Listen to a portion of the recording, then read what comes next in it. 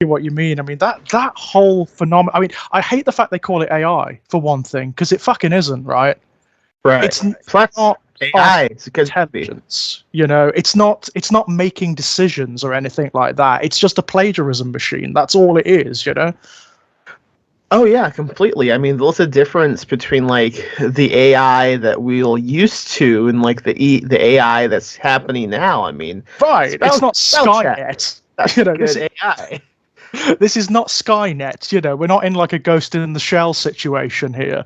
These are like algorithmic programs that are taking other people's work and just collating them and just coming up with like these weird composites. They're not making like actual decisions or anything like that. It's really like I wish we could just rebrand them, you know, rename it, because it is not artificial intelligence in the way that like science fiction authors or filmmakers talk about it, or the way people generally assume.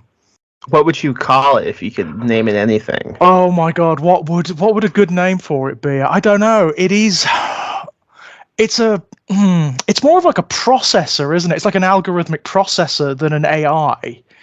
It's not sitting there and consciously thinking, right, I have been told to do this and I know of these parameters, and therefore I'm going to put this here and this here and this there. It's not doing that.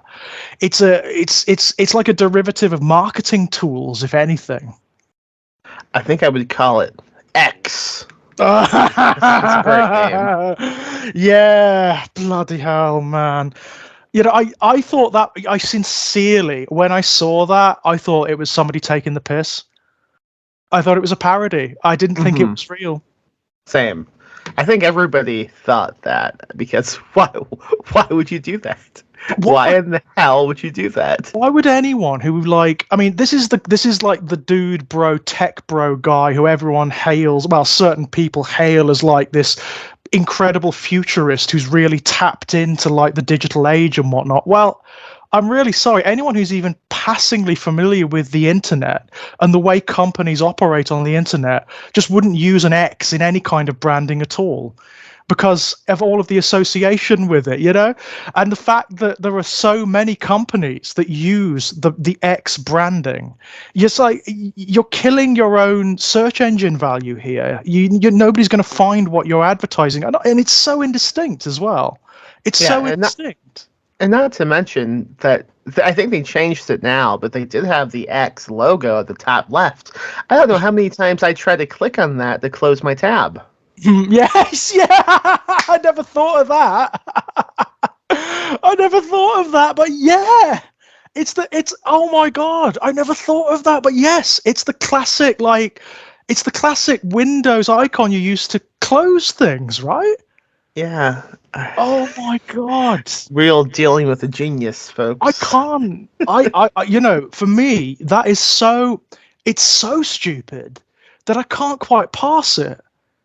Something in my brain goes. No, this can't be real. This has got to be. I mean, is he fucking with us? Is he like testing the waters or something? He's like, how stupid can they believe I am? Or is he just genuinely that guy?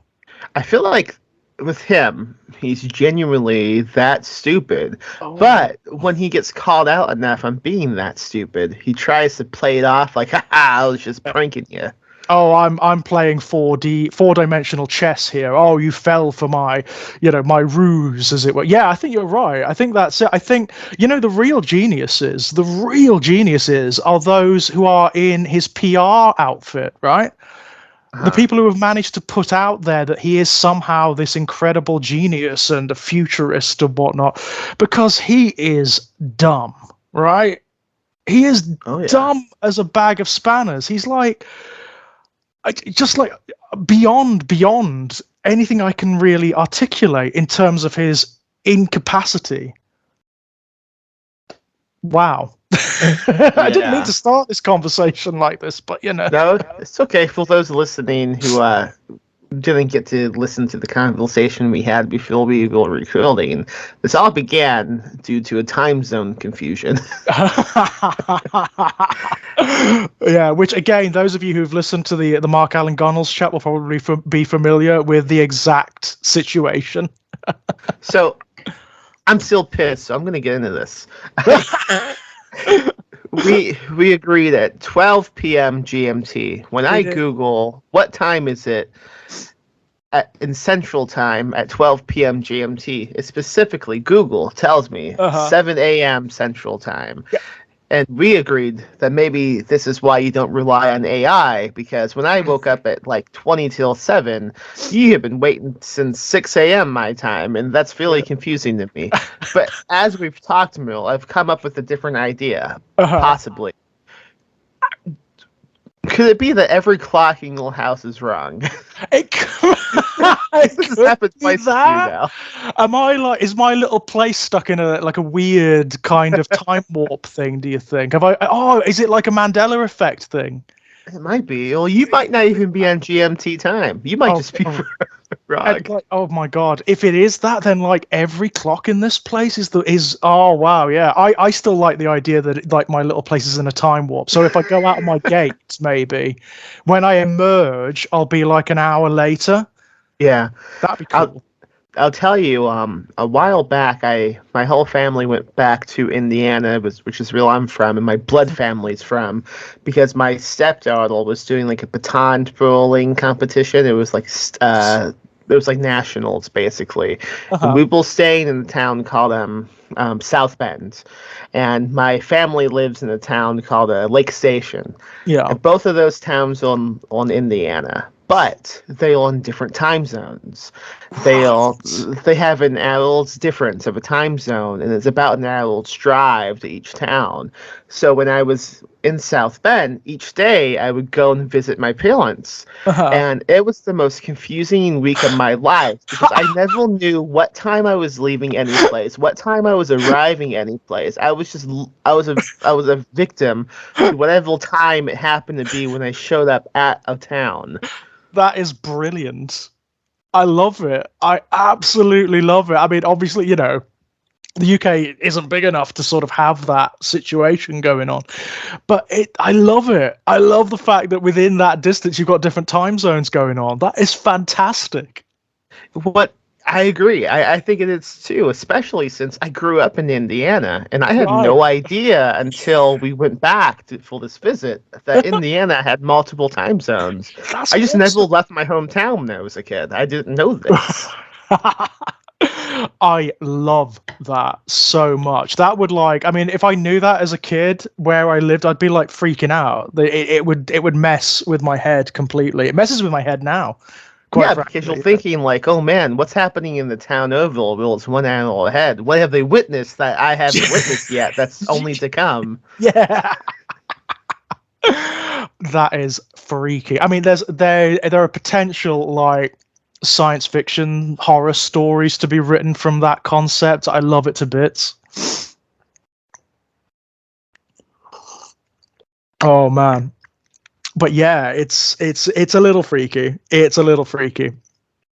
But yeah, thank you so much, man. Thank you for agreeing to come on, and so early in the morning as well on your end. It's okay. I'm up. I have coffee. You know what makes me up more than coffee? It's just rage, which I immediately had once I realized Google had tricked me. So I'm up. So it's actually worked out to your benefit then. You're fueled by the rage. Exactly. And injustice has me awake. Awesome. Oh, man, and congratulations on the store, by the way. It's looking amazing. Oh, thank you. I am pretty happy with how it's going. Got a good supply of some George Daniel Lee in stock, so that's always nice. That's excellent. Glad to hear it. It's nice to have both of the front covers lined up side by side so people can see that they make one awesome illustration. I love that so much. It's so much fun. It's a weird one. I mean, like Born in Blood, because like it's the reactions to it are like antipodean. It's so much fun. People either really go hard, they love it, or it's just like, oh, it's too much for me. It's too freaky, Yeah, which is that's one of the main, I think, bonuses of going with the small press maybe is being able to publish something like that, because Yeah, a mainstream press wouldn't really touch something unless they could guess that it would sell well and like the exactly. mainstream Yeah. audience would like it. They wouldn't touch something, but it was obvious that 50% of the audience would be like, "What the fuck is this?" Yeah, yeah, absolutely. I almost kind of wrote it with that in mind, to be honest. It's like, it's going to alienate people. This is gonna, it's probably going to piss quite a few people off, to be honest. So good. There was a part, but there was a little bolshiness about it. It's like good. As it should.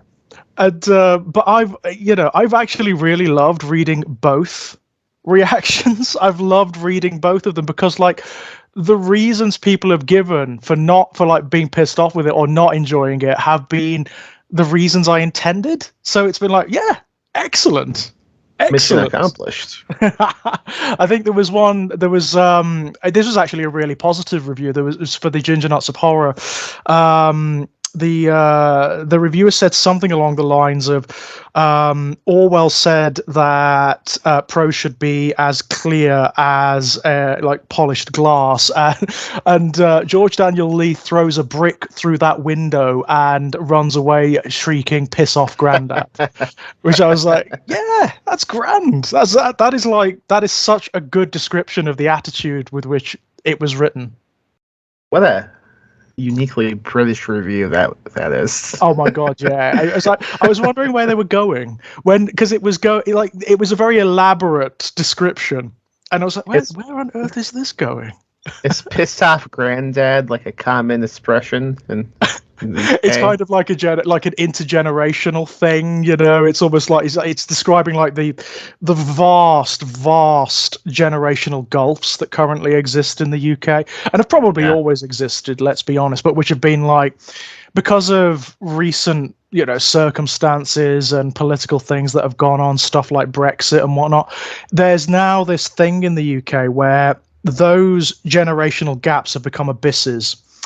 Like there's such a distance between older generations and younger generations. It's unbelievable. Like it kind of starts with my generation, like people like those of us who are like the older millennials and sort of like latter generation X and our parents, because our parents largely voted for Brexit, whereas we largely didn't. And most of the generations after us didn't, because we knew it would affect us very badly, which, it has. Inevitably, it has. Yeah. And the result of that is there is now this massive friction and tension between the generations, which I think is insurmountable. I genuinely think there's no healing that. I think it's quite profound.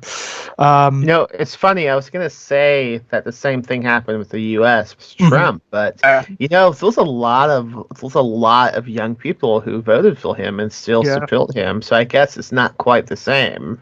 No, I mean it's interesting because it's definitely a simplification of the situation. There are plenty of younger people who did vote for Brexit under the delusion that they'd be better off as a result. But by and large, when you look at like all of the data, it's pretty profoundly skewed. So primarily, it was older generations that voted for Brexit and younger generations that didn't. And it's really fascinating because like there was also the situation that people who were in their 80s were allowed to vote on it. So people it wouldn't really affect that much, let's be honest. But people who were 16 were not. People whose whole lives would be shaped by it. So it's emphasized this incredible political inequality in our society, which is being rawly felt now. I mean, like really profoundly felt, because those people who were children, who were just coming out of high school maybe, or just doing their latter education, were emerged into an environment where it was already having effects. So jobs were harder to get, better jobs were harder to get, pay was stagnating, and so on and so forth. And quite frankly, we haven't really hit rock bottom yet. I don't think we're even anywhere near the bottom of the barrel insofar as the effects of Brexit are going. And it is resulting in these conflicts. I mean, I've actually seen, the situation in the US with regards to like Trumpism and whatnot, how families have really been like destroyed by it, you Yeah, know? absolutely. I've seen accounts where, like, children, and quite rightly, I mean, I'd be exactly the same. I wouldn't want to speak to them either, have basically said, look, we're not being around you while you're being like this, while you are buying into this cultish bigoted nonsense, and I'd be exactly the same. I'd be exactly the same. I wouldn't want to be near them either. Yeah, I think it's a tough decision for anyone to make, because it's like, well, I guess do I just cut my family off? Yeah. To be alone? It's difficult. I don't know. I feel really sad for those who are in a situation where they cannot make that decision, or where they are not in a decision to sort of limit contact. Yeah. Because it must be such a toxic situation to be in. It must be such an awful, awful situation to see this, what is effectively a kind of, it's a kind of ideological brain rot, isn't it? It's a kind of almost like a dementia that's being inculcated by media and by television, programming someone such that their personality changes, their perspectives change in such a radical way. To see that firsthand and to experience it must be the worst thing on earth. Yeah, my dad is pretty much into all that shit, and I was pretty shocked at first. But over the years, I've kind of thought about it, and I realized, oh wait, he's always been pretty held Republican all my life. Yeah. Growing up, I didn't really think about it that much, but the only news channel I even thought existed was Fox News. Wow. Because that was always playing, but you don't really think about that as a kid. But of course, yeah, oh wait a second, he was pretty racist. Yeah, so the only news channel you had access to was the news channel that isn't a news channel at all. Yes, exactly. Although, when I think about it, the only time I can remember watching it was the traffic and weather reports, right? Because So it'd be on before I left for school or something. Yeah. So the reasonably harmless parts, yeah. Yeah, I mean, I hope so. The reasonably benign parts. Yeah. But it is bonkers. I mean, we've only just started getting something like Fox News in the UK. There's this whole channel that's recently coalesced called GB News, and it is effectively Fox News for the UK, and it's formed of all the very worst people in creation. It's like a dumping ground for all of the disgraced and scandalized media personalities and politicians in our country. Basically, if they can't get work anywhere else because of the scandals and the awful bigoted racist things that they proclaim and believe, they get slots on GB News. But that's very recent. That came about I think it was in 2020 that actually coalesced. And of course, when you look into it, when you actually bother to look into it, you find that it's funded by Russian oligarchs and by billionaires and people who have a vested interest in very particular ideologies being fomented. But it is, I mean, the only saving grace about it is that it's not doing very well.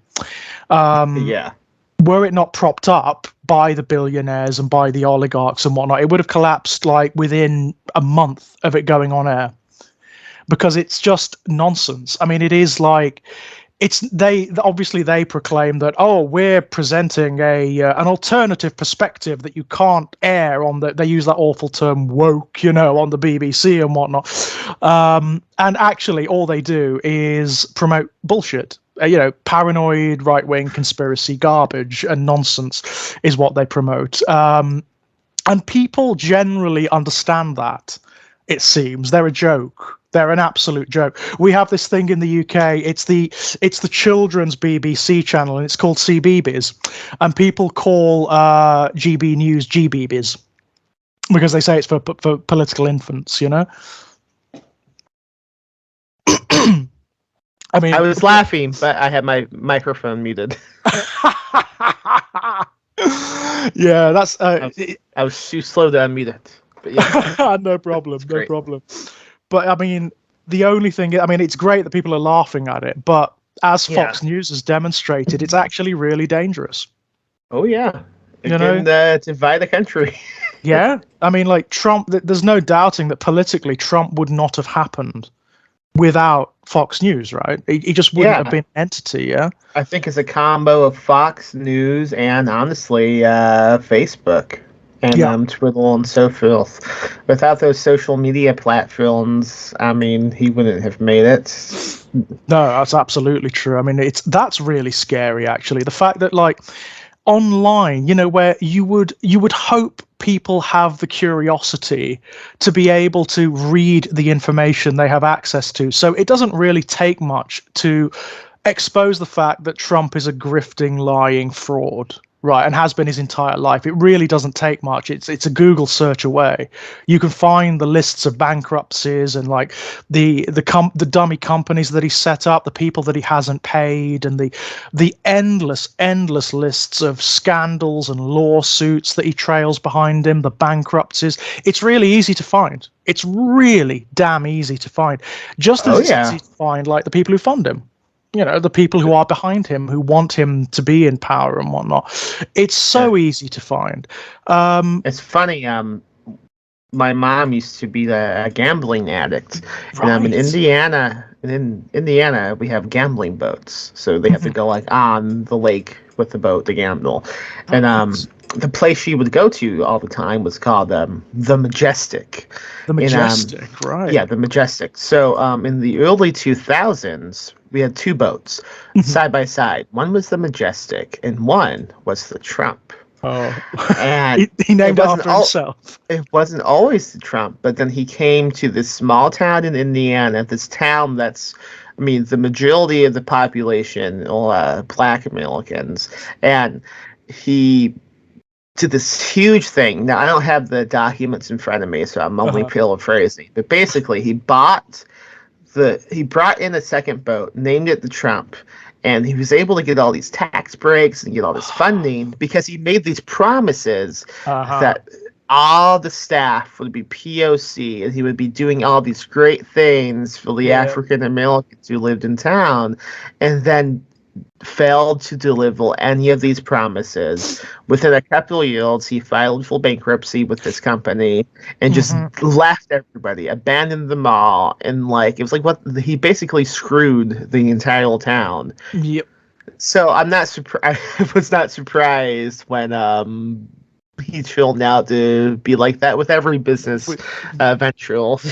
Yeah, and it is like that's not even like an exaggeration. That it is literally every business he's ever touched, everything he's ever set up, everything he's ever taken over, everything he's ever been involved with, like Elon actually, just like Elon, has failed. And I mean, like when I say failed, I don't even mean like failed under normal circumstances, as businesses are wont to do. It like has been catastrophically sabotaged by his venality and his lack of conscience and competence.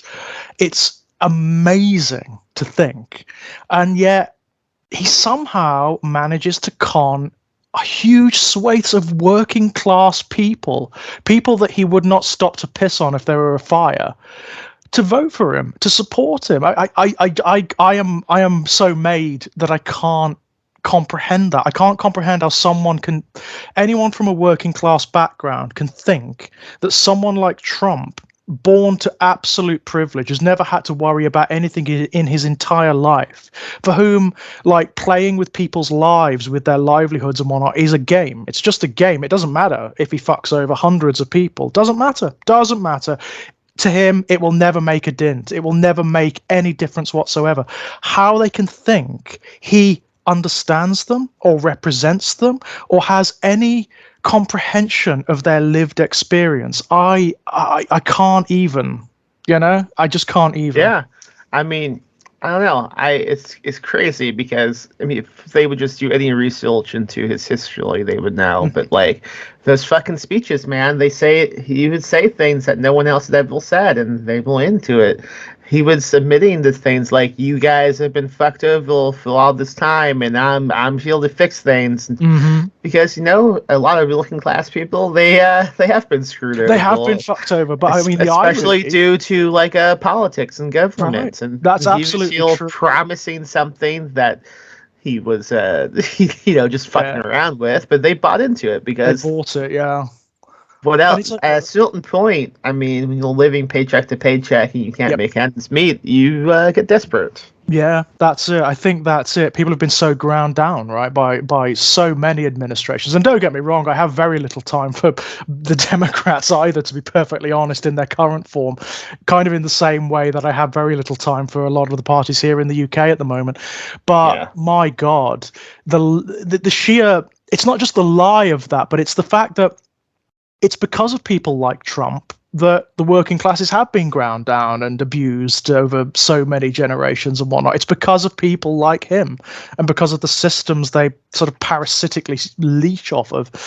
And it's just incredible to me that people can't get that they can't see that. It's, mind you, I get that with, like, the current crop of grifters that you have on the internet, the flapping heads, people like Ben Shapiro and Jordan Peterson and whatnot. Uh-huh. I listened to, I remember Jordan Peterson in particular. I remember like hearing about this guy that even people on the left were sort of like, oh, this guy's quite impressive. And I thought, okay, I'll have a look and see what he's got to say. And within the first video seminar of his that I watched, within the first 10 minutes, I stopped it and I was like exclaiming to myself, this is bullshit. This is what this guy is doing is grifting. He is talking absolute twaddle. But what he's doing is he's framing it in such a manner that it sounds clever if you don't understand the terms that he's using. So within like the first 15 minutes of this video that I watched, he used terms like postmodernism, he used terms like feminism, he used terms like Marxism, but he wasn't using them correctly. He was like conflating them together as though they all meant the same thing, and then cross-referencing them with phenomena that they might be tangentially related to, but they're not like innate to. And I was like, what are you talking about? What I mean, this is garbage. This is absolute gobbledygook. You are talking absolute rot. And then I went and found like a couple of other conversations that he's had with people and like, debates and whatnot. And I realized that this is what he does. This is his standard. This is like the nature of his grift. He hopes that the people who are like listening to him and supporting him are incurious. He hopes that they don't read, basically, because if you went away and read even like the most cursory book on postmodernism or on Marxism or on feminist theory, you'd realize that he either doesn't know what he's talking about, or he hopes you don't know what he's talking about. Either way, he's talking bullshit, Yeah, I mean, snake oil salesmen, they never went away. They just kind of adapted to the times. Absolutely. And the sad thing is they do really well on the internet. I mean, they do really well. I mean, people like Peterson and Shapiro and whatnot, technically they should be on the street. They should be like selling pencils on the side of the street because they are utterly, utterly disgraced. They are no good at anything they've ever tried, I've always thought it's pretty easy to get rich now. You just have to, not have a soul. That's exactly it.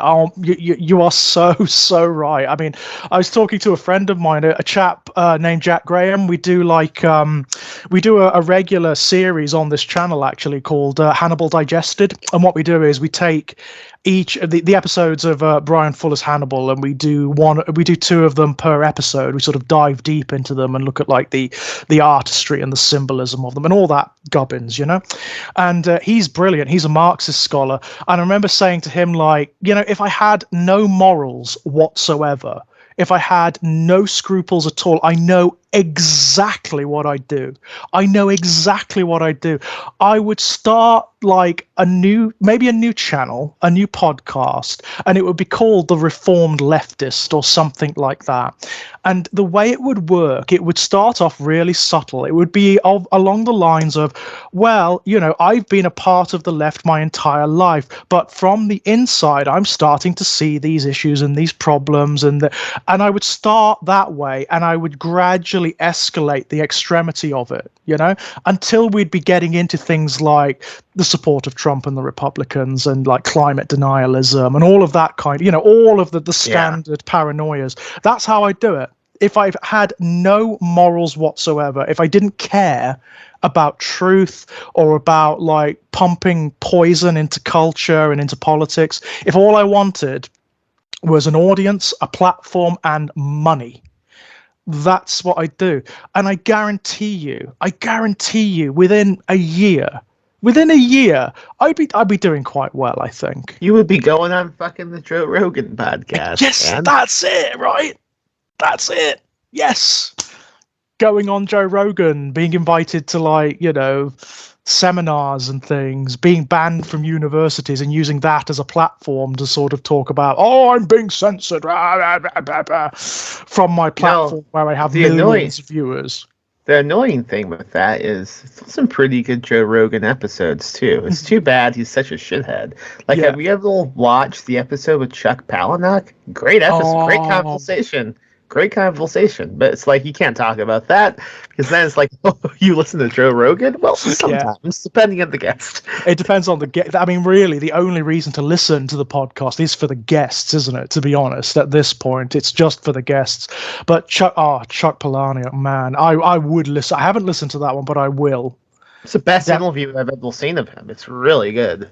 It's just because he's such a genius, right? He's such an amazing guy. And plus, it's just him talking for a long amount of time about stuff that he hasn't been asked about. Right. Yeah, I mean, he's one of those writers where, like, when I first came across his work and I read it, I was like, I just read that? I finished the book and I was like, is that as genius as like every cell in my body is telling me that it is? And then went back and read it again and I was like, yeah, it is. Yeah, it is. This guy is the real deal. This guy is like, he's so incredibly smart. He's so incredibly good at what he does. And he sees so much. He sees so much. I think like a lot of people, he was definitely my intro to transgressive fiction. Oh, God, yeah. And that very particular kind of transgressive fiction, like towards the end of the 90s, the beginning of the 2000s, where we were, especially if you were quite young at the time, if you were like in your teens or you just moving into your 20s, where you were realizing, even if you couldn't articulate it to yourself, that something was wrong, that like there's something fundamentally broken about the cultures into which we were born and the processes, the systems through which we're being fed. People like Palahniuk, they express that in such a beautiful way. Such a beautiful way. I would have to agree. I mean, I always think of, the classic is obviously Fight Club. That book is incredible. The film's awesome as well. The film is absolutely stunning as well. But the book is something else. It is absolutely something else. I mean, massively misunderstood, as many works of its complexity actually are, It's that thing where, once again, you've got people largely on the right who've taken the hold of Tyler Durden and made him into a kind of icon, which he is not supposed to be. If you read the book or even if you watch the film, he is not supposed to be that. Doesn't exist. He's imaginary. For one thing, yeah. He's the byproduct. He's like the byproduct idealization of a very diseased mind, right? That's kind of the point.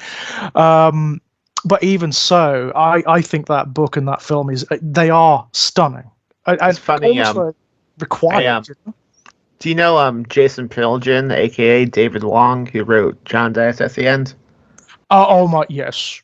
So I've been a fan of his since I was a teen, but he recently became pretty famous on TikTok, which is surprising. He did a video recently that. Was talking about Fight Club, and he was saying things that like I kind of always knew but never exactly thought about in that way. He was talking about how Fight Club is essentially about a cult. It's about how to begin a cult, because it's a dangerous movie about how to begin a cult, because like the most realistic movie that would be about how to run one would be a movie where the people who watch it end up liking the guy who's leading it. And that is exactly what's been done. Yeah, I mean, that's the phenomena, right? That's the and the reason it works so well, I think, the reason it's had that effect is because Chuck Palahniuk doesn't allow you to get away with easy answers. So like the philosophy that Tyler Durden espouses, it begins with things that are true. It begins with observations that are accurate. So when he first starts talking to like the nameless protagonist, he says things about like, we are a generation of lost men. We don't have the narratives that our forefathers had that gave them definition, that gave them sort of like cultural purpose and whatnot and political cohesion. And he is absolutely right about that. That phenomena is a pernicious problem with postmodern culture and has been ever since we entered into the postmodern era. But then he takes it further and it keeps escalating and escalating. What Tyler Durden does is he takes that phenomena and manipulates it to turn people into his, what he calls the space monkeys, right? Right. And like any good cult, they eventually lead to having you cut ties with your family, your friends. You get isolated and you just become completely brainwashed until you begin bombing a building. Yeah, right. I mean, funnily enough, it's exactly what we were talking about a minute ago. What Palahniuk is doing is examining the phenomena by which these movements come about, and it's exactly what we're seeing with people like Jordan Peterson and like Trump and like Ben Shapiro and whatnot, where they take advantage of actual situations, actually existing cultural situations, but manipulate them rather than providing solutions to them or trying to make them better. They only see opportunity. They see ways of manipulating them to their own ends. And that's exactly what you get in Tyler Durden. The fact that the leader of this cult, which is so persuasive in the book and the film, right? I mean, it starts to infiltrate like all strata of society. I mean, you get like, I don't know if it's true in the book, but it's certainly true in the film. You get like police officers who are in the cult, it's a demonstration of just how toxic and poisonous these movements can be. Yeah, I know you do get those in the movie. I haven't read the book since I was a teen, so I'm having a difficult time remembering many differences. It's a long time. I know that there are. I mean, they are. In their fundamentals, they're pretty close. They're pretty damn close. There's a few differences between. There's a few differences in Marla's story in the book, I do recall. And also, they can, I mean, obviously, Palahniuk can get away with more in the book. So the book is actually way more violent. And like the stuff that the main character goes through by the end is way more extreme. By the end of the book, he is literally unrecognizable because of the violence and the mutilation that he's kind of been through. His face is rearranged basically by the end of the book. You mentioning Merla reminds me of one difference I do know. And there's a pretty cool sex scene. Yeah. At the end of it, she says, in the book, she says, "I want to have your next abortion."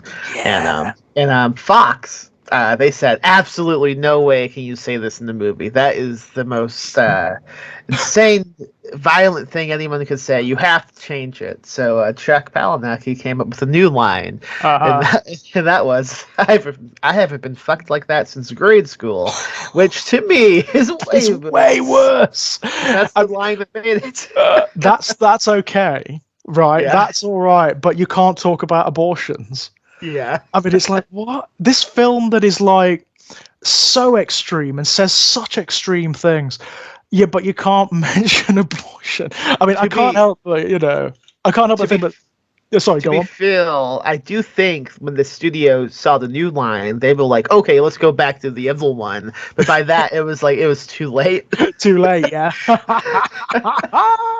And it's brilliant because it's actually become one of the most provocative lines in the film, right? It's certainly one that people remember.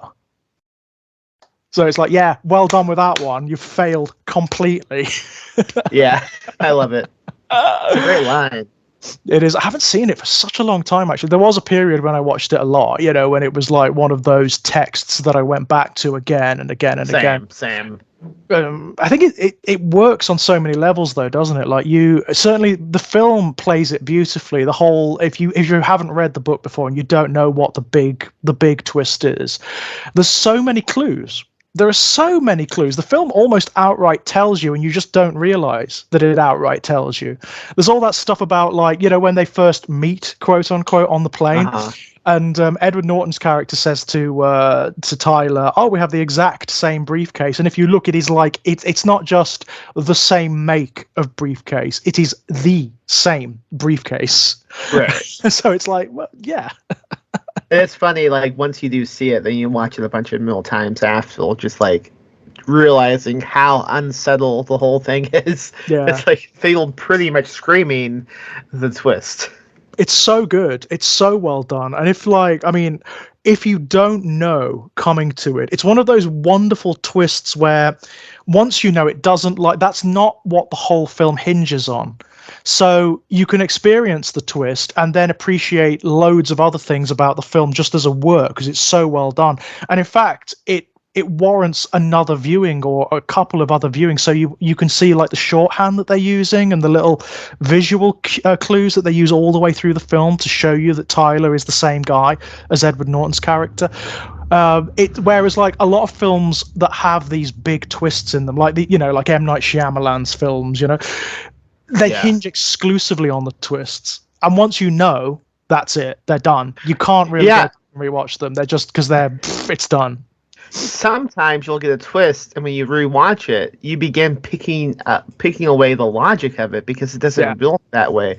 Like, I'm pretty sure I had that issue with The Sixth Sense. Oh yes, I think if you rewatch it and view it as him only being a ghost, some things don't make the most sense. They really don't. I mean, I remember seeing that as a kid, because that was one of the first. I went to see, like, the Blair Witch Project and The Sixth Sense came out in very quick succession in the UK. So the Blair Witch Project may have been the first proper horror film I went to the cinema to see, and I loved it. I loved the Blair Witch Project so much, and still do. I thought it was amazing, because I hadn't really seen a found footage horror film per se before, so it completely blew my mind. I just loved everything about it. But then we had The Sixth Sense come, like, within a month, and in the UK, for some reason, they marketed it with this quote, with some awful journalist somewhere had said, "Oh, it's scarier than the Blair Witch." So me and my mates, we went to the cinema. We were so excited. But, oh my God, this is going to be so good. And I remember us coming out of it and all of us looking at one another and one of us saying, "That was bullshit," and the rest of us going, yeah, it kind of was. And it's because of exactly what you said. Like, it doesn't make any sense. It doesn't make any sense that he's a ghost all the way through. You see things like he's been living at home for the last year, and his wife is in the same house. I mean, the film tries to play it as though they're estranged, effectively. Like, they're still married, but they're estranged. It's not going well. But what are we supposed to believe here? That he hasn't noticed that she doesn't seem to acknowledge his existence, and she doesn't speak to him at all? Or there's a difference between, like, ignoring somebody and just not living in the same plane of reality. Exactly. And, like, there's, like, when he goes to visit Haley Joel Osment's character, Haley Joel Osment's mum is around, and are we to believe that, like, she's not even spoken to this guy who's turned up on her doorstep and is talking to her son? And I've never really, I'll be honest, I've never really liked Shyamalan. I just don't like his films very much. There's one or two I think are okay, that are fine, but I never got it. I remember, like, certainly here in the UK, I like him okay. Yeah, some of them are fine. Some of them are fine, but, like, I never really got it. I remember, like, The Sixth Sense made a real splash here in the UK. It was really, really big. People were like, you had some of your mainstream, like, film journalists who were heralding him as, like, he's the next Hitchcock. He's brilliant. He's this luminary. He's this visionary. And I was only, like, a teenager at the time, but I was like, am I just dumb? Am I not understanding this? Are people seeing, like, a different film to me? Am I just not getting what this is about? Because I remember seeing that. I remember seeing Signs, and I thought Signs was bloody stupid as well. You got, like, these aliens, right, who come to Earth. They're allergic to water, so they come to a planet that's like 2/3 Water. Right. Yeah. Okay. Yeah. This is where I admit that I love signs. It's yeah. Except to be honest, I do love signs, but I don't really have much love for the end with the aliens. Yeah. I just love more the acting and like the family dynamic, which I find pretty cool. Well, that's the thing. Like, it's like 2/3 of a really good film, right? Yeah. It's like 2/3 of a really good film, and I find that's a pattern with Shyamalan. You often get like 2/3 of an excellent film where there's like tensions and there's great characters and there's like good writing, and then the twist drops, and I always find myself going like, okay, all right, fine, and then that's it. It kind of it kills the film for me, you know. It did it with The Sixth Sense. It kind of did it with Signs. It certainly did it with The Village. Like The Village was a really dumb twist. I mean, like I was so intrigued by it up until like you had that whole thing with the monster. You had that whole the setting was interesting, you know. And then it's like, oh, okay, fine, whatever, fine. Yeah.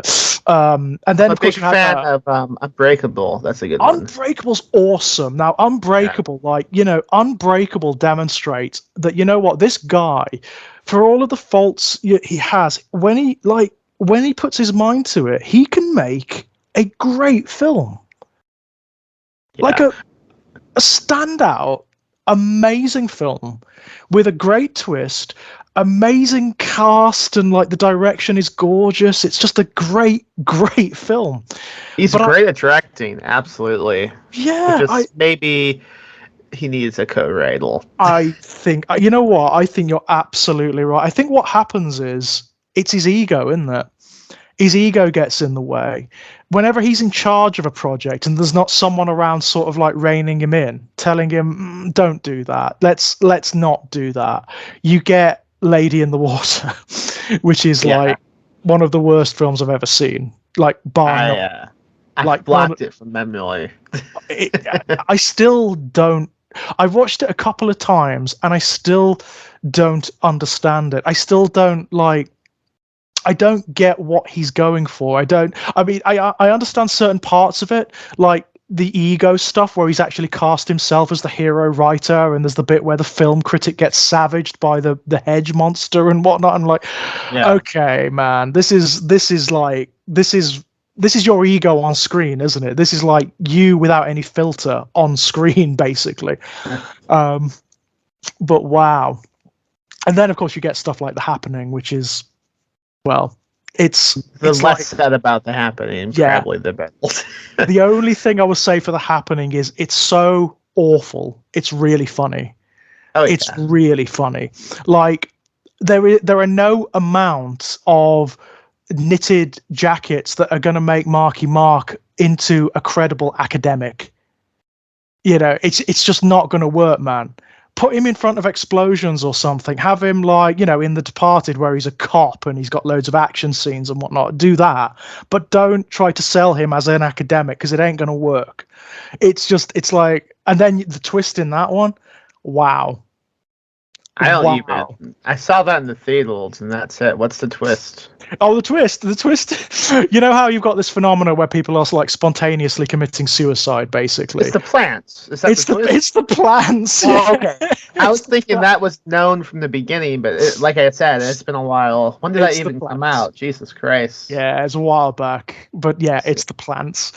It's supposed to be like a, you know, it's supposed to have 2008. Oh wow, that long ago, cripes. God, that's kind of making me feel old now. But it's supposed to be an eco message, right? That's the point of it. It's supposed to be a metaphor for like for ecology and whatnot. But it falls so flat.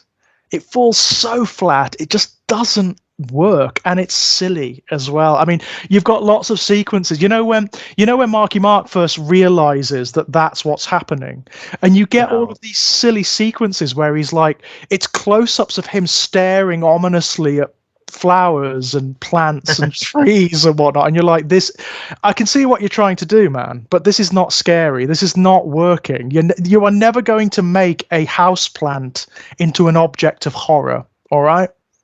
I mean, yeah. The only one who's ever made plants scary is Earl Stein and Goosebumps. Oh my god, yeah. Oh, jeez, I love those books so much. So much. I remember like when I was a kid and like our local library, they used to have the most amazing selection of the Goosebumps books, and they were that wonderful 1990s prints that had like they were all really luridly colored, and the covers were made to look like they were dripping goo. You know? Oh Yeah. my god! We have just at the bookshop. We have a green rack, and on the rack it's only the classic original Goosebumps publications, my which God.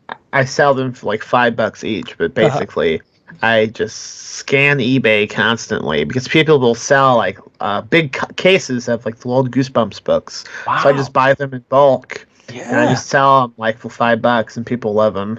Oh, I'm not surprised. They are brilliant. I love what he does. You know, where he's taking like really classic horror and science fiction tropes, things that people will recognize, and just rejigging them a little bit to make them palatable for younger people. You know, it's just brilliant. Truly, I remember a like saint. devouring them. That's what I remember, like getting tons of them out of the library as a kid and just not being able to stop. You know, finishing one, going on to the next one, finishing that one, going on to the next one, just like ravenous for the damn things. Yeah, I mean, same with me. And you know, the fact that it's a shame he never had the same saturation in the UK that he had in the US, which is kind of a shame. He was kind of like limited to like those bookish kids like me who liked reading anyway. You know? Which is a real pity. But I mean, he really started to get saturation when you had the Nickelodeon show, the Goosebumps TV show. I remember that show. Pretty fucking awesome theme song. Oh yeah, it was brilliant, wasn't it? You had that and like Are You Afraid of the Dark? Yeah. Which is awesome. I loved Are You Afraid of the Dark? That opening sequence is really bloody scary. It is. Like even now, you go back and watch it and I'm like, this was aired on like primetime kids TV. That's amazing. Kids used to have cool stuff. I mean, I guess they still do now. I mean, let's be honest, like now, like that the kids' spooky show is Stranger Things. Mm-hmm, yeah, right. Wow. I mean, I'll be honest, there's been like a revolution in children's media in recent decades. It started like in the mid 2000s. You started to get these really well written, well put together shows that were aimed at children. Things like, you know, Avatar: The Last Airbender, and we had Adventure Time a little bit later, and things like Steven Universe and whatever. And they are amazing.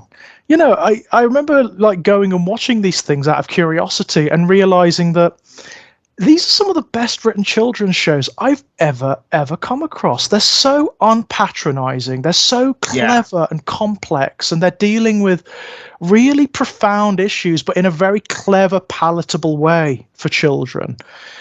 And I remember thinking like, oh wow, I was a kid of the 80s, so like the 80s and the 90s really, and there wasn't much as I love the stuff from that era, obviously, because you know we were kids, right? There's not much that's as good as that stuff is. Yeah, I don't know. I would say the same with books too. Just like as far as spooky stuff goes, still so many books for like small kids that I don't think I knew about when I was young. Like I've only discovered them because of the bookshop and like trying to stock the kids section.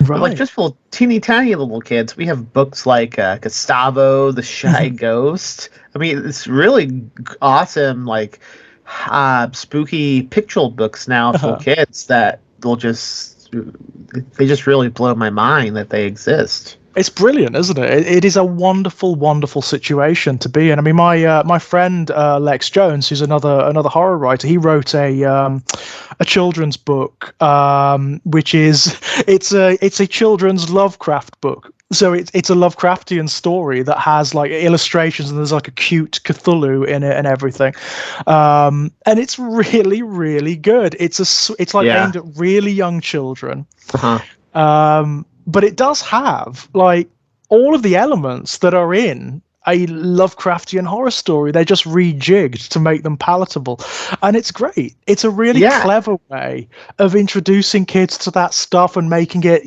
making it so that parents are not going to get all het up about it and whatnot. They're not going to get up in arms about the fact their kid is reading a Lovecraft story.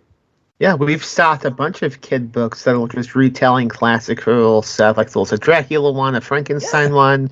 My favorite though is it's a Poe one, and it's hold on one sec, I need to Google the name because I don't want to mess this up. Yeah, no problem. Okay, it's called Edgar Allan Poe and the Treehouse of Usher. Pretty great. The Treehouse of Usher. Oh, I like that. Yeah. I like that. What a great idea. Uh-huh. So is it like the Fall of the House of Usher, but for kids? Yeah. Yeah, exactly so. Brilliant. Oh, what a great idea. And there's so much you could do with that, right? If you could take each of the each of the Edgar Allan Poe stories and just subtly rejig them. Yeah, they have a bunch of them. They have one for the Raven. They have one called Edgar Allan Poe Needs to Sleep, and I don't know if that's just like if that's taking any content from one of his stories, or they've just written something original. I haven't read it. It could be the Telltale Heart, couldn't it? That could actually be the Telltale Heart, because that's insomnia is a big part of that one. So maybe. I mean, it's weird, isn't it? Because like there is a long and storied tradition of horror stories for kids. I remember when I was really young. This was probably in the mid to late 80s, so a long time ago. There was an imprint here, the Ladybird books, and the Ladybird books were like these really, really small hardbound books that were beautifully illustrated. Everything was hand painted. I mean, they are gorgeous, and they would do things like condensations of Greek myth and fairy tales for children, effectively. And one of the imprints they did was Ladybird horror. So they took like Victorian horror stories. They did Frankenstein. They did the Dracula. They did the Mummy. They did the Strange Case of Dr. Jekyll and Mr. Hyde, and they are just condensations of the original books for children. But I remember having the Frankenstein one and the Dr. Jekyll and Mr. Hyde one, and although they are condensations for kids, they're not that much. They are actually really close to the original books. Like really damn close. A lot of them, the nastiest stuff is actually in these books and even portrayed in the artwork and whatnot. I remember like the Strange Case of Dr. Jekyll and Mr. Hyde in particular is absolutely brilliant. If you can find like some copies of that on eBay, the Ladybird Strange Case of Dr. Jekyll and Mr. Hyde, it's so good. It's so good. The artwork is really scary. Like really scary. Keep an eye out for these. Well worth a look. Well worth a look. And they were brilliant gateways into that kind of fiction, because they were just like simplistic enough for kids to be able to read themselves, but just enough into the horror where they would get a thrill out of it. There was a sense about them that was slightly forbidden, maybe. There was something about them where you were like, oh, I maybe shouldn't be reading this, Oh, yeah, I get that. Big draw, right? That's a massive draw. Well, that's why, like, so many people got into Stephen King as a kid, right? It's because they had that sense of, should I be reading this? Absolutely. I mean, like, and it was big in, like, the 80s and the 90s, wasn't it? Because you were still in that, like, that horror boom that Stephen King kind of started, almost by himself, where every bookshelf was just laden with horror, right? You had, it was Stephen King, and it was Ramsey Campbell had his like resurgence. Then Lovecraft had a resurgence in that era. People like Dean Koontz, obviously, Clive Barker, obviously, so many people. So we had access to it. It was just there. I mean, I remember even our school library, like when I was at high school, even they had copies of Stephen King.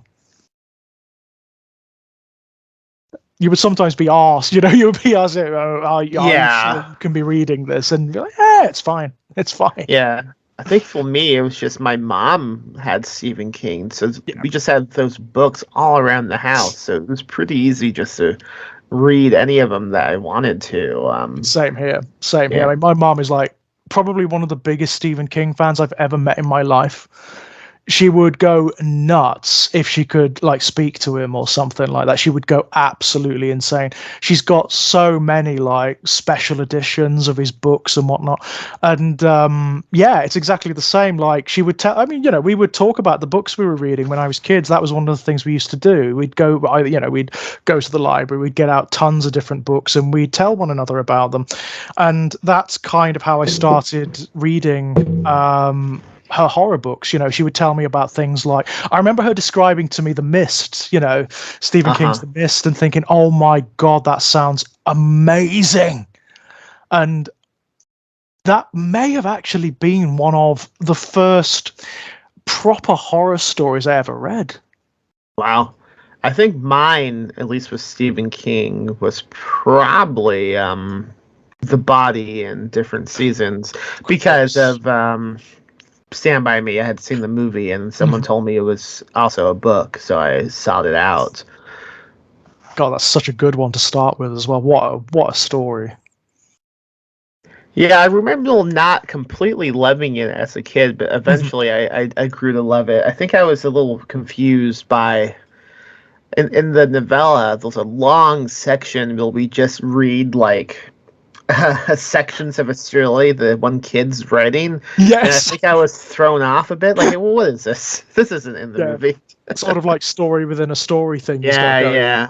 But it's good. It's a great one. And also, it's a very adult story, that one as well, isn't it? Like, it doesn't have like the stuff that a kid would probably latch onto as strongly as some of the others, like the monsters or the ghosts or anything like that. It's very human, that story. Yeah, I mean, I think I just liked it because it was about kids doing cool stuff, and like, I'm a kid, maybe I'll find a dead body. That'd be cool. It's so funny. I was talking to my friend Kit Power about this, who I do loads of podcasts with and whatnot. He's also just, how Barker is to me, King is to him effectively. King is the reason rights and whatnot. And we did a podcast about it. We talked about when the new film came out. We talked about the film, the 1990s adaptation, and the book all in one. And he was saying that even though King is writing about like a US centric experience of childhood, and even like an era specific concept of childhood, he's so good at it. He's so like sincere and brilliant at it that even like a kid in the UK who has obviously a removed experience of childhood understands it and feels that it's sincere, that it's like part of their childhood too. So when he describes things like the Barrens in it, it's like, I remember places like that when you were a kid, where you would go and you would meet with your friends, and it was like slightly out of the way. It was like off the beaten track. It was your place. It was where you would meet and you would have your little sanctum and stuff like that. That experience of being a child. I think he writes children brilliantly for the most part, King. Agreed. I think that's. I've talked about this before, but I think because of that is how he's still like the most popular writer of all time, I think, because unlike a lot of writers, people begin reading him when they were kids because I think of his ability to write children so well, and so that he sinks his things into you pretty early on.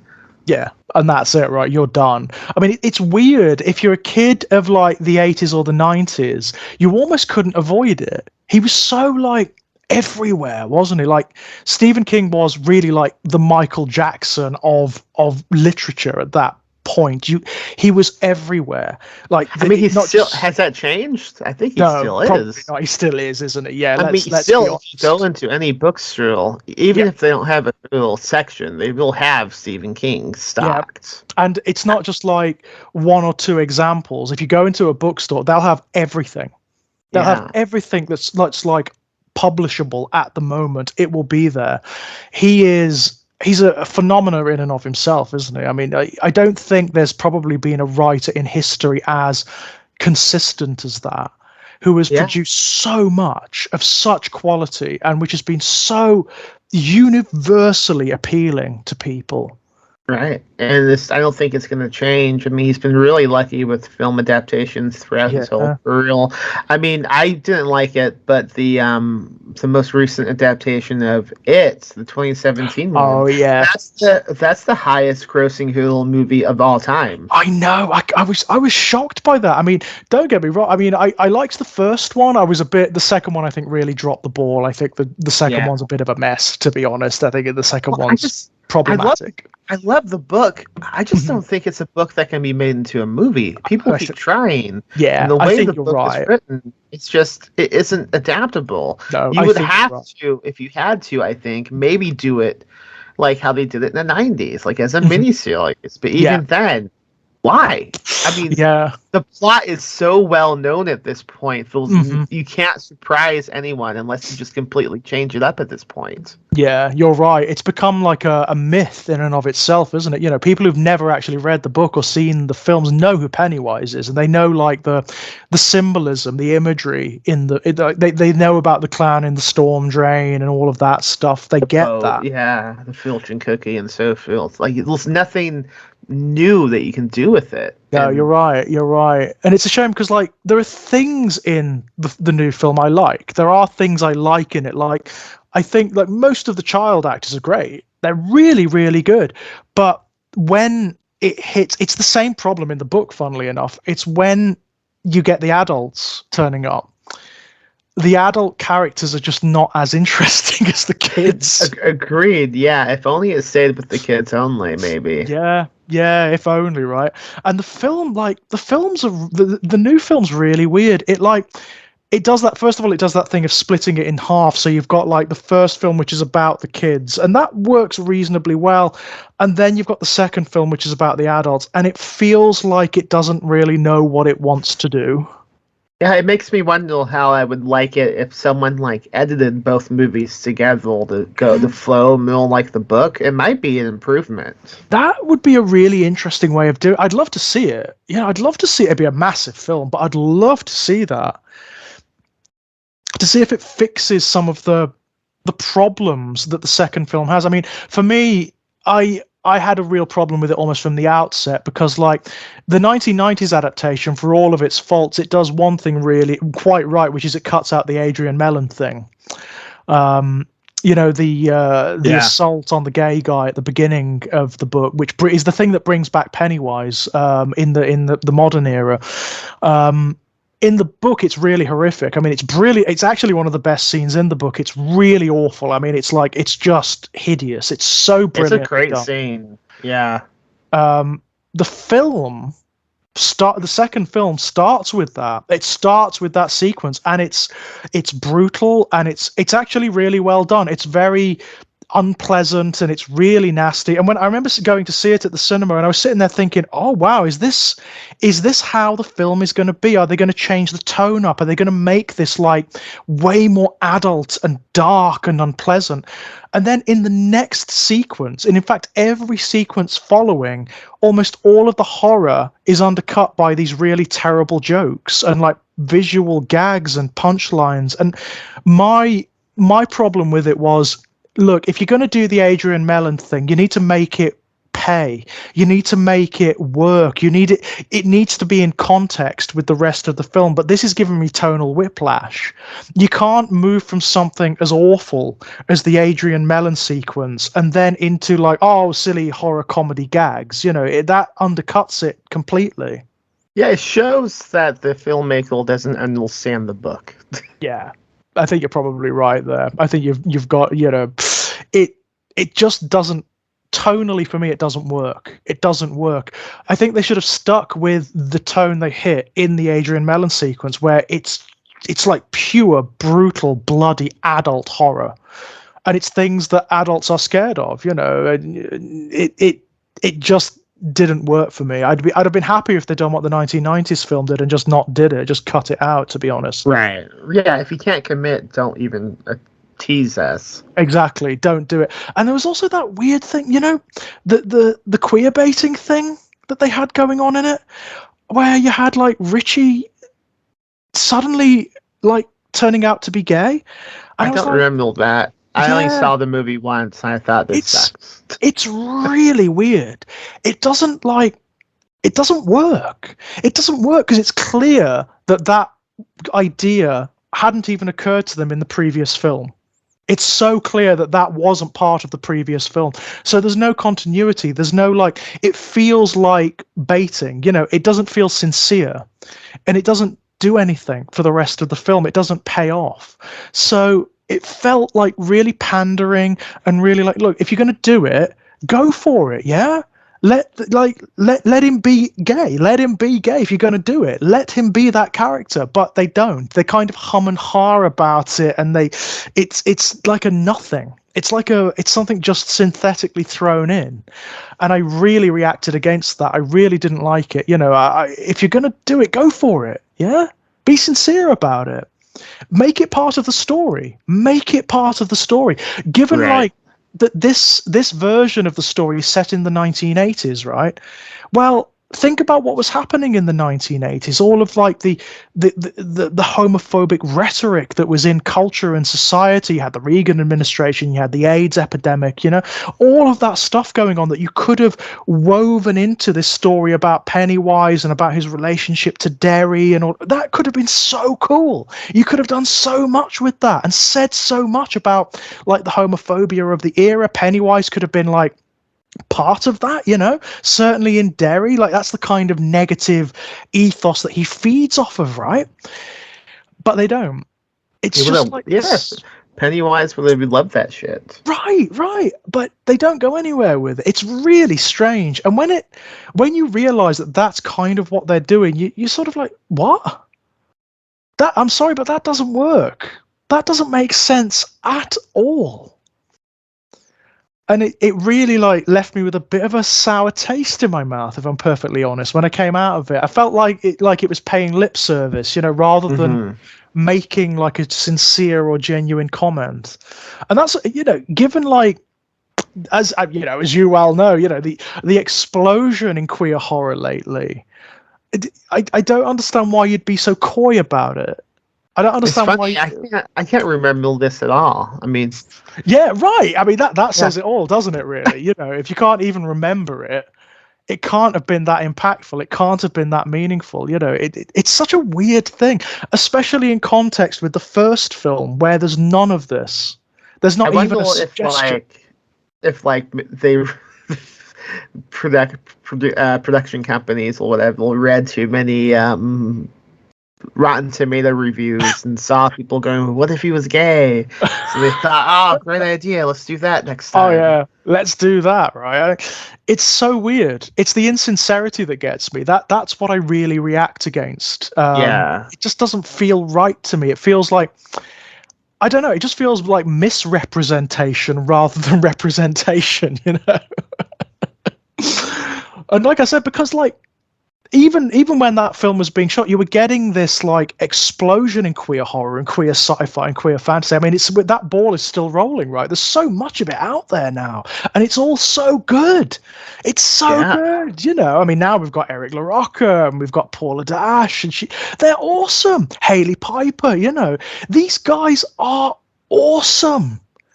I mean, I've been reading a lot of this stuff, obviously, lately, and I'm in awe, I'll be honest. The stuff that's coming out at the moment, it's stuff I've never really read before. I read Paula Dash's short story collection, We Are Here to Hurt Each Other. Yeah, that's great. Yeah, it's a great collection. God almighty, I was knocked on my ass by that collection, I'll be honest. I read it and I was like, I can feel like the legacy of Barker here, but this is like the evolution of it. This is like where it should be going, right? This is like, it's like, you can feel like this is the kind of thing that Barker probably would have liked to have sired, you know? Right. It's awesome stuff. It makes sense that she was recently included on that Hellraiser release, along with someone else on this podcast. yeah, of course. No, it was wonderful. Honestly, I've been like that. We were asked not to mention it until the pre-orders came up, and I tell you what, I was biting my tongue for the longest time. I was, oh my God, I so want to talk about this. I so want to talk about this. Have you already talked about it on the podcast yet? No, not yet. Not properly. Maybe you should, you should tell people. What are we talking about? Absolutely, yeah. Let's go for. Well, as Max said, like my pal Kit and I, we were contacted by a chap named Neil Snowden who works for Arrow Films, and what Neil does is he sorts out all of like the DVD extras. What Arrow Films produce are these and I mean like amazing bespoke specialist Blu-ray sets of horror films and horror franchises and science fiction films.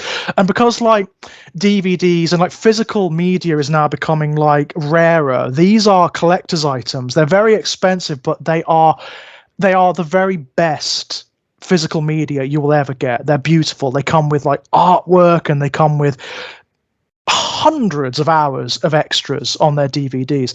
And unbeknownst to me, Neil listens to some of our podcasts. He actually listens to some of the podcasts that I do with Kit and whatnot, and this podcast. And he got in touch with us. He got in touch with us out of the blue, and he said, "Look, on the back of the new Hellraiser film, we are going to be re-releasing this. We're going to be releasing this big new Hellraiser box set that's got the first 3 films in it, and it's going to have tons of extras on it. And given that you guys have, you speak about Barker a lot and you speak about Hellraiser quite a lot, would you like to come and be part of it? And of course, like our initial reaction was just, yes, please. That'd be great. We were just dumbfounded. We were just incredulous. We couldn't quite believe it, And a little while earlier in this year, they shipped us off to Hereford, little town here in the UK, like a cultural centre in the UK. And Kit and I met up for the first time, like in person. We've been doing podcasts for like 6 years, but we've never really had a chance to meet up properly. So we met up, had an evening, we had a night like just chatting and like talking to the guy who was going to be directing us, Jonathan, and what it was going to consist of, and it was fantastic. It was absolutely amazing. I probably had too many gin and tonics, more than I should have, considering that we were going to be recording the next day. And the next day they took us to this this beautiful little independent cinema in Hereford that's also got this big bar in it. So it's almost like a cinema cum nightclub where they do nighttime airings of horror films and pulp sci-fi and all this stuff. It is absolutely incredible, and you can have a drink while you're there, so it's really, really cool. And we got to see the new print of Hellraiser 2 on the big screen, and I've never seen Hellraiser on the big screen before. I've never seen any of the Hellraiser films on the big screen before, so it was an experience. I have never experienced anything quite like it, to be honest. Kit and I came out and we were buzzing. We were Wow. It was like we'd had drugs or something. We were so high. It was unbelievable.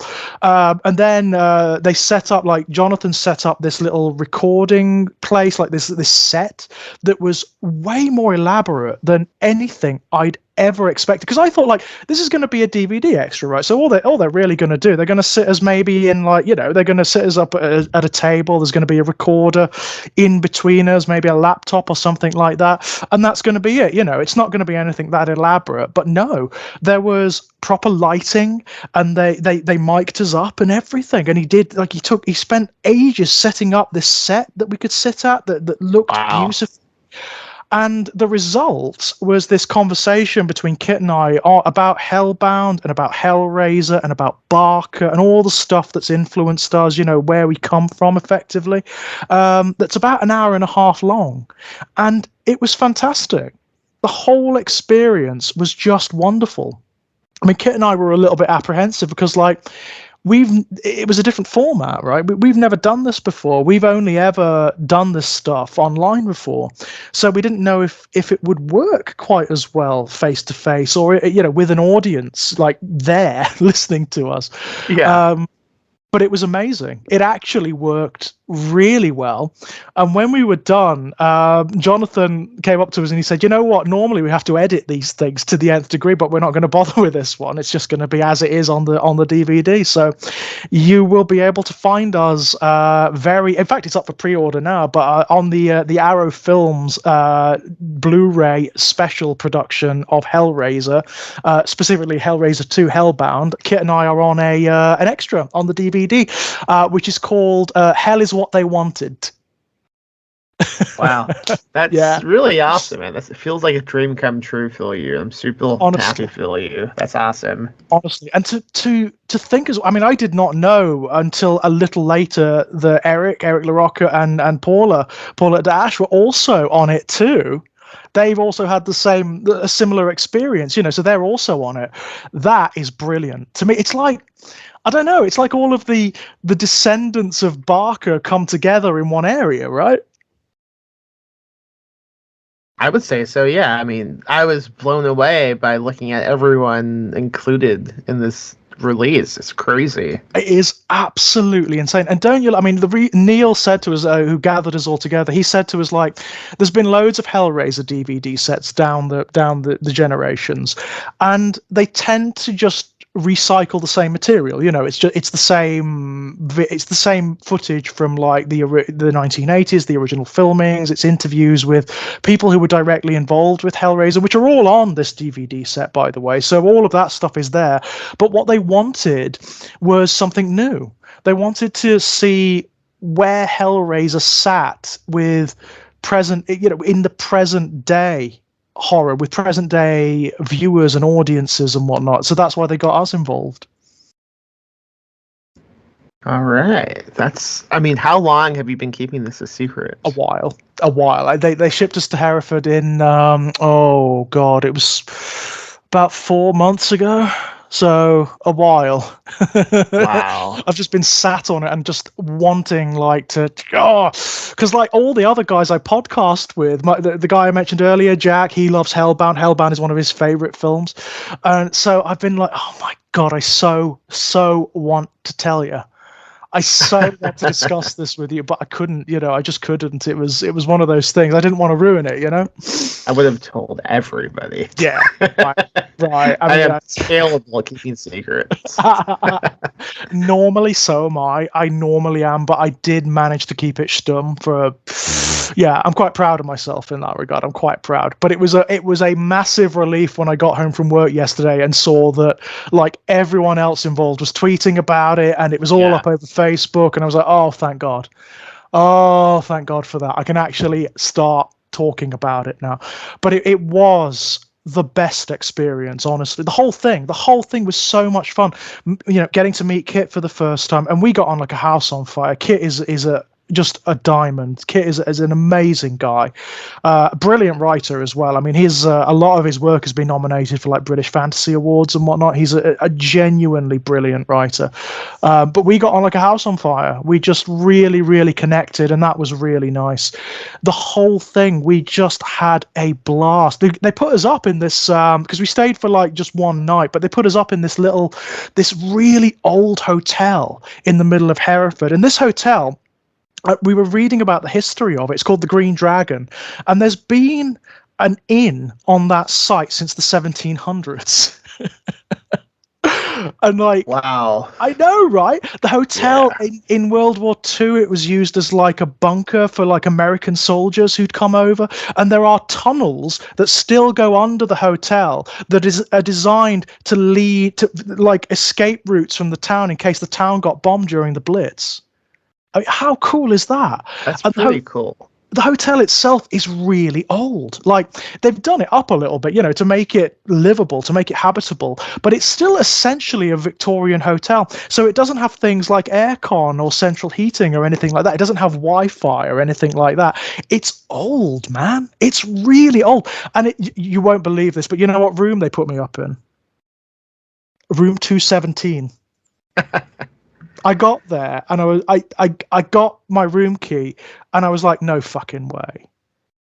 No fucking way. That's a joke. Someone's done this deliberately, surely. But I got in touch with Neil. He's like, no, that's just the room they gave you, man.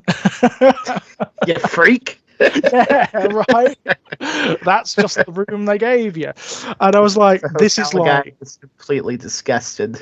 Like, no, it's just leave me alone. Yeah, right. The whole experience was just the loveliest thing. It just went so well, and everything was just so well done. I mean, we did say to them, if you'd like us to do any other DVDs, commentaries or anything, just let us know. We are in. Anytime. Anytime. Any movie you want us to do, It Chapter 2, we will do it. You want us to do Lady and the Waddle, we will not do that one. Anything else. There are limits. Maybe Lady in the Water I might draw a line on, but yeah. So I have an update for you that I need to get into about the time zones. Oh, okay. Okay. So it turns out you, my friend, were giving out bad information. Oh no! And I am baffled at this. Uh-huh. You are not on GMT right now. Oh, you no. will now on BST, and the Seminole Time in the UK is considered British Seminole Time. You are right. You are right. I am so sorry. That's the issue. Oh, Max, man, I am so sorry. You are right. You are absolutely right. It's British summertime. Of course it bloody is. Yeah. Oh my God. Going through with every other guest, don't say GMT unless it's in the winter time, I guess. Yes, that's right. Yeah. That's right. You are right. It's due to turn reasonably soon. Yeah, you are right. My God. That's it. That's it. So you know how I've put on this front of being incredibly erudite and smart throughout this? Yeah, it's a complete front. I am an idiot. Let's wait to drop this bombshell until after you said a bunch of cool stuff. Brilliant. Oh, Max, man. Well, I tell you what, I'm so sorry, and thank you, man. Thank you so much. I am so sorry about. I'm such an idiot. Oh no, it's fine. I had a blast. This was great. Honestly, I mean, I was the one who had to wait extra. You did, so I mean, apologize to you. That's changed with me. Oh man, I can't believe I did that. I honestly can't. I'm like incredulous that I did that. Oh well. But no, man, it has been an absolute blast catching. As always, it's been an absolute blast. Before we go, is there anything you'd like to pimp out? Oh yeah, definitely.